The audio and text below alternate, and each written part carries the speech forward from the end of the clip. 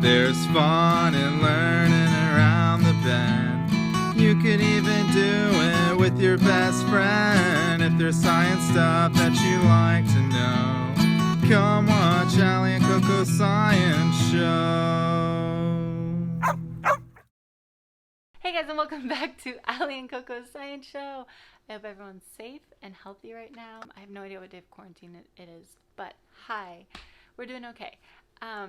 Today I thought we'd talk about some current events. I thought we'd talk about soap.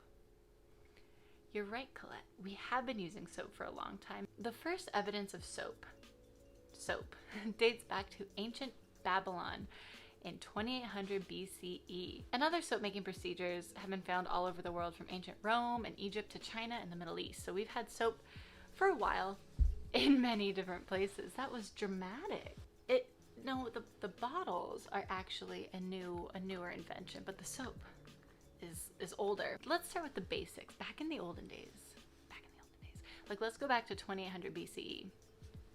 Yeah, it is 3,000 years ago. It's pretty impressive. Right, anyway, in Babylon, they found these clay cylinders, kind of like a pot almost, from 2800 BCE that had a soap-like residue on it. And they found these clay tablets with a formula on it, a super secret formula for soap.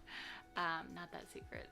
Basically, the formula had water, an alkali, and cassia oil. Back then, they didn't use it to wash your hands or their paws.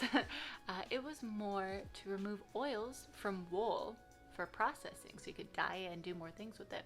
No, in fact, through the Middle Ages, it's actually seen as overindulgent to take frequent baths. If you bathed yourself too much, they're like, oh, something wrong with her. Soap wasn't widely accepted until the 1950s in Europe and the US. We didn't we were gross. We didn't like hygiene, I guess. It's a new concept, apparently. Some people still haven't figured it out. So even in Babylon, they use something super important: oil. You see, to make soap, you need some vegetable or animal fats, oils, and salt. Another type of salt in chemistry, there's so many different salts besides table salt. So the oils, again, you can get these lipids, these fats and oils from plants. They're called triglycerides. It's a big, fancy molecule with a glycerol and 3 fatty acid groups. It's just a long chain of carbons and hydrogens. Now we need to undergo saponification. I know, that's a crazy word, huh? Basically, we need to make soap. We combine these triglycerides with a base. No, a chemical base. The one we use is called lye. No, we add sodium hydroxide. It's an alkali, just like the people in ancient Babylon used to use. They used ash, actually. So you combine the triglycerides with the sodium hydroxide. And then, as a chemical reaction takes place, you have different molecules come out. You've got 3 fatty acids combined with the sodium, and the hydrogen and oxygen combines with the glycerol. So, like I said, back in the day in Babylon, they would use ash and animal fat. You still get the same fatty acids as with vegetable fats that we use more often today. This is pretty impressive. What happens when you wash your hands? I think you're right. Come on. Hey guys, we are back in the bathroom. Who would have thought we'd be back here so often during quarantine?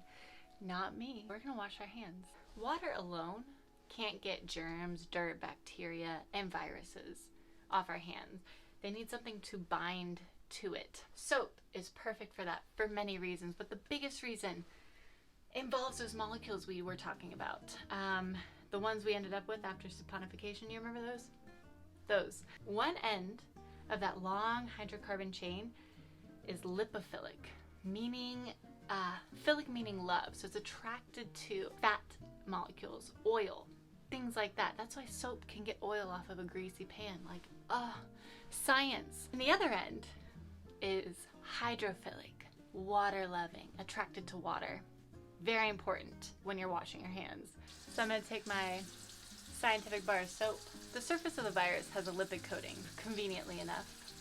The reason we need to scrub for 20 seconds with soap is because water isn't enough. See, water molecules aren't going to be attracted to the virus at all. They're going to just run right off that virus, right off the surface of our hands. We need something to stick together with that virus.